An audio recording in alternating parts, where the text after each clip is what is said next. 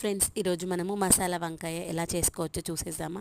ఆ మసాలా కోసం ఆనియన్స్ని రోస్ట్ చేసి పెట్టుకున్నాను, పల్లీలు కొబ్బరి కూడా రోస్ట్ చేసి పెట్టేసుకున్నాను. వీటిని నేను మసాలా రోట్లో నూరుకున్నాను. ఏంటి, ఆనియన్స్ సపరేట్, పల్లీలు కొబ్బరి సపరేట్. తర్వాత మనం ఏంటంటే ముందుగానే ఈ యొక్క వంకాయలని మధ్యలో ఘాట్లు పెట్టేసి ఉప్పు పెట్టుకొని కొంచెం ఆయిల్ వేసుకొని రోస్ట్ చేసుకోవాలి. అది మంచిగా మగ్గనివ్వాలి. మగ్గిన తర్వాత పక్కన పెట్టేసుకొని అదే కడాయిలో పోపు వేసుకొని, తర్వాత మనం ఆల్రెడీ రోస్ట్ చేసి పెట్టుకొని దంచుకున్నటువంటి ముద్ద ఉంది కదా, ఎల్లిగడ్డ ముద్ద, అది వేసుకోవాలి. తర్వాత కొద్దిసేపు అయినాక అది పచ్చివాసన పోయిన తర్వాత పల్లీలు కొబ్బరి ముద్ద ఉంది, అది కూడా వేసుకొని, తర్వాత రుచికి సరినంత కారము ఉప్పు వేసేసుకొని మంచిగా కలుపుకొని వాటర్ వేసుకోవాలి.